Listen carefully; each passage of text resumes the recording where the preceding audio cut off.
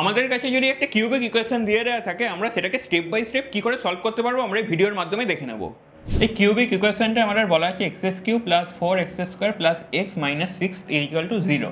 তাহলে ফার্স্টে আমাদেরকে এখানে এক্স এর যে ভ্যালুর জন্য ইকুয়েশনটা স্যাটিসফাই করছে, তার মানে এক্স এর ভ্যালু 0 আসছে, সেটাকে বার করতে হবে। তাহলে আমরা জেনারেলি এখানে এক্স এর ভ্যালু হচ্ছে ফার্স্টে 0, তারপর হচ্ছে +1 -1 পুট করবো, তারপর +2 -2, এই ভ্যালুগুলোকে যদি আমরা পুট করি এর মধ্যেই জেনারেলি ইকুয়েশনটা স্যাটিসফাই করে যায়। তাহলে আমরা যদি এখানে ফার্স্টে 0 পুট করি, আমরা দেখতেই পাচ্ছি এখানে -6 আছে, সো এটা 0 হবে না। তাহলে হচ্ছে আমরা যদি এবার এক্স এর ভ্যালু 1 পুট করি, তাহলে আমাদের কত হবে, আমরা যদি 1 পুট করি তাহলে হবে 1 + 4 + 1 - 6, তার মানে এখানে হয়ে গেল 4 5 6, 6 - 6, তাহলে ভ্যালুটা 0 হয়ে গেল।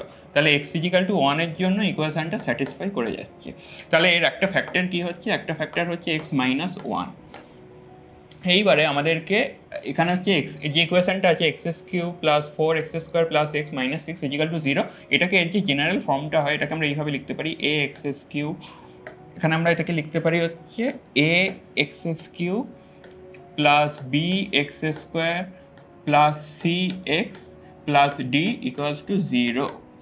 তাহলে এখানে যে x³ এর কোএফিসিয়েন্ট হচ্ছে a, x² এর কোএফিসিয়েন্ট হচ্ছে b, x এর কোএফিসিয়েন্ট হচ্ছে c, আর d টা হচ্ছে একটা কনস্ট্যান্ট। তাহলে আমরা জেনারেলি এই ফর্মে এটাকে লিখি যে x³ এর কোএফিসিয়েন্ট হচ্ছে a, এটাকে আমরা এইভাবে লিখে নিলাম, x² এর কোএফিসিয়েন্ট হচ্ছে b, তাহলে b টাকে আমরা এইভাবে লিখলাম, x এর কোএফিসিয়েন্ট হচ্ছে c, c টাকে আমরা এইভাবে লিখলাম, তবে লাস্টে d টাকে লিখতে হবে। আর এইখানটায় আমরা কি লিখতে হবে, এইখানটায় হচ্ছে যে ভ্যালুর জন্য ইকুয়েশনটা স্যাটিসফাই করছে, তার মানে 0 হয়ে যাচ্ছে, সেই ভ্যালুটাকে আমরা এখানে লিখতে হবে। আচ্ছা, এই ইকুয়েশনটাকে যদি আমরা ax³ plus bx² plus cx plus d equal to 0 এর সাথে কম্পেয়ার করি, তাহলে আমরা এটাকে আগের যে ফর্মটা আমরা লিখেছিলাম এইভাবে লিখতে পারি। x³ এর কোএফিসিয়েন্ট আমরা এখানে 1 লিখতে পারি, এখানে 1 আছে, এখানে x² এর কোএফিসিয়েন্ট কত 4, তাহলে এখানে আমরা 4 লিখবো। x এর কোএফিসিয়েন্ট এখানে কত আছে 1 আছে, তাহলে আমরা এখানে আবার 1 লিখবো, আর এখানে -6 আছে, এটা -6টা আমরা যেরকম আছে লিখে দেবো। এবারে x এর কোন ভ্যালুর জন্য ইকুয়েশনটা স্যাটিসফাই করেছিল, মানে ভ্যালুটা 0 হয়েছিল x = 1 এর জন্য, তাহলে এই 1 ভ্যালুটাকে আমাদের এখানে লিখতে হবে। এখানে আমরা তাহলে 1 লিখে নেব।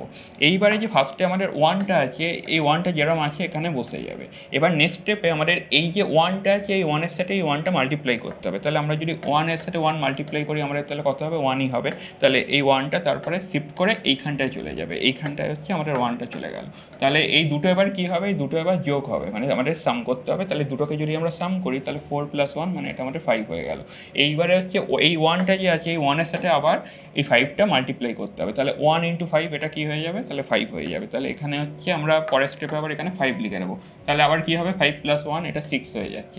এবার এই 6টার সাথে আমাদেরকে এই যে 1টা আছে এটা মাল্টিপ্লাই করতে হবে। তাহলে 6 × 1 যদি আমরা করি, এখানে আমাদের কত হবে, এখানে আমাদের 6 হবে। তাহলে -6 + 6, তাহলে আমাদের ভ্যালুটা কত হয়ে যাচ্ছে, 0 হয়ে যাচ্ছে। এইবারে আমাদের যে ফ্যাক্টরগুলো, তাহলে এই যে ফার্স্টে 1টা এলো, 1টা কি হচ্ছে, 1টা হচ্ছে আমাদের x² এর কোএফিসিয়েন্ট, তারপর 5 যেটা এলো এটা কি হবে, এটা হচ্ছে x এর কোএফিসিয়েন্ট, আর 6 যেটা হবে এটা হচ্ছে একটা কনস্ট্যান্ট টার্ম। তাহলে আমরা যে ফ্যাক্টরগুলো পেলাম, আমরা কি কি পেলাম, ফার্স্টে আমরা একটা ফ্যাক্টর পেয়েছিলাম হচ্ছে x - 1।